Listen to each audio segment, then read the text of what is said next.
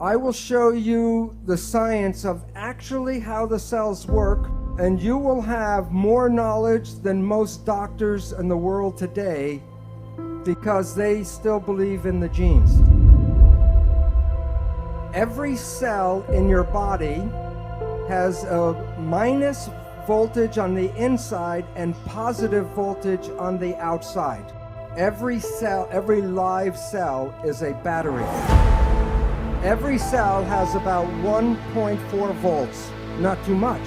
50 trillion cells in the body times 1.4 volts is 700 trillion volts of electricity in your body right now.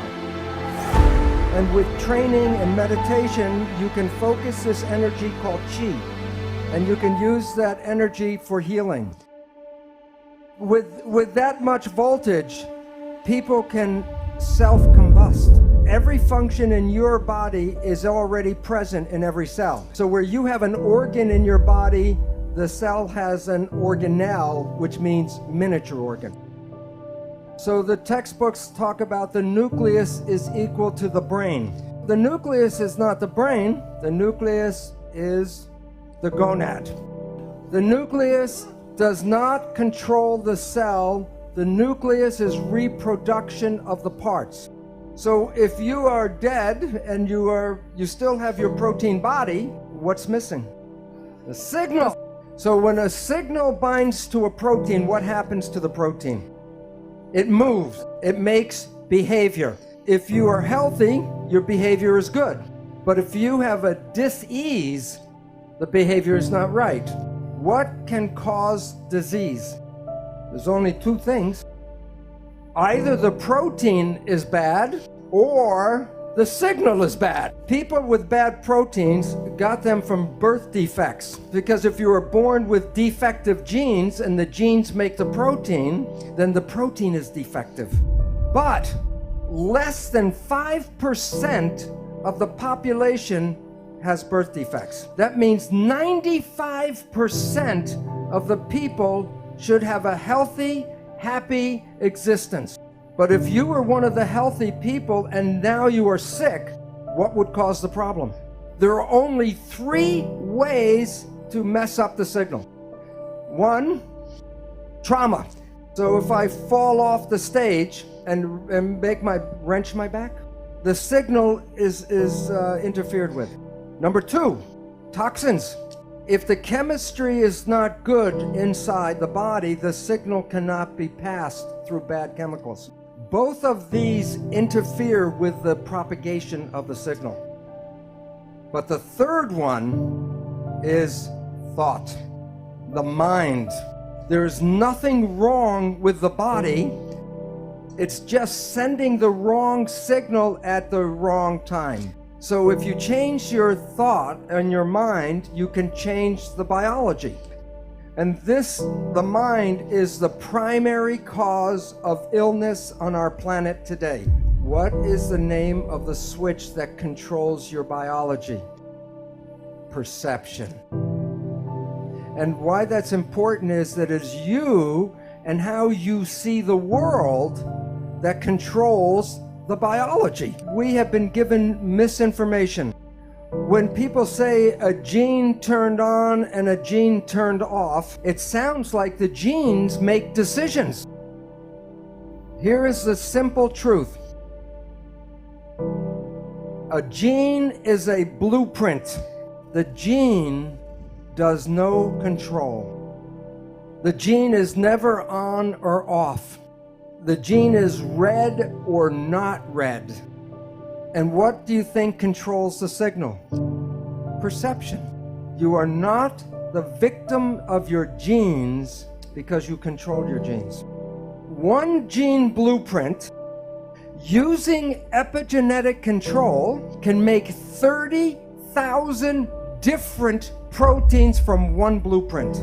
So you can come with good genes and then through epigenetic control create cancer, diabetes, and it has nothing to do with the genes, but epigenetic control. It returns responsibility for your health to you, and you are not the victim of your genes.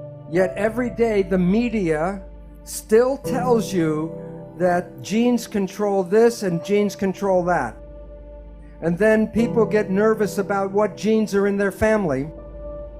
And as Greg Braden said before, if you look for the disease, you can create the disease through epigenetics. Right now, it appears that about 95% of cancer is not because of mutant genes, but because of epigenetic control. And it can be passed from parent to child like genes. But the difference is you can change your epigenetics at any time. If you change your perception, you change the reading of your genes. If someone tells you you're going to have a disease and you believe that, then you can create the disease. So when you look at yourself, you're not a single entity, but you are a community of 50 trillion cells. But it's important to understand the word community. Every cell is intelligent, but when they're in a community, they give up their personal intelligence and respond to the central voice. In that community, that a cell must follow what the central voice is. And if the central voice says to die, the cells will die. The central voice is the mind. There are signals from the environment, the internal and external environment. The brain, the function of the brain is to perceive the signals and then interpret those signals and then send the information to the cells to control the behavior and the genetics. So the function of the brain is perception, and from that creates the mind. Now, we have heard of something called the placebo effect, right? The placebo effect is when you have a very positive thought that something can heal you, even if it's a sugar pill, but you believe it's the real medicine, then you can heal yourself with that. So the pill didn't heal you, it was the thought that healed you. Statistics reveal that 1/3 of all medical healings, including surgery, are the result of the placebo effect. And this is what medicine does not tell you, is that there is negative thinking, and it's called the nocebo effect. And in the same power that positive thinking can heal you, negative thinking can kill you. Point is that negative thinking can create all the effects of chemotherapy. Now think about this. If a doctor tells you you have a disease, or the doctor tells you you're going to die, and you believe the doctor because he's the professional, the belief will give you a disease and can cause you to die. So belief becomes an important part of medicine. Now, many of you have heard about the drug Prozac. Every year, billions of dollars are spent on buying Prozac. And here's a surprise, that the Prozac is no better than a sugar pill, so that it is a placebo drug. And yet the people who take it believe in the drug so much, it makes them better. So if you believe that something is good for you, it will be good. And if you believe that it's harmful for you, it will be bad. So the question is, if we are so able to be healthy and young, why do we get sick? And one of the most important reasons is stress. And the function of the stress hormones is to take the energy of the body and get it all to run and fight. So the stress hormones will shut off the functions of things that will not be needed in fight or flight. One of the most important uses of energy in the body is the immune system. Stress hormones shut off the immune system. And the significance is, every one of you right now is infected with almost all of the disease germs that humans have. Right now, if I take a blood sample, I will show you you all have viruses and bacteria and parasites. And you might say, well, if I'm infected, then why am I not sick? Because if your immune system is working properly, it will suppress these parasites and germs.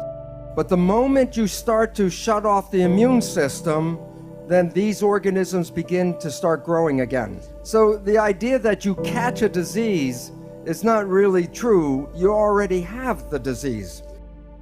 And the medical people call these germs and parasites opportunistic organisms. So if you are under stress and you shut off the immune system, then you give these organisms the opportunity to then make the disease. And yet when we get some of these diseases, we go to the medical doctor and they give us drugs to kill the germs and the bacteria. Well, this is very helpful if the disease is going very quickly.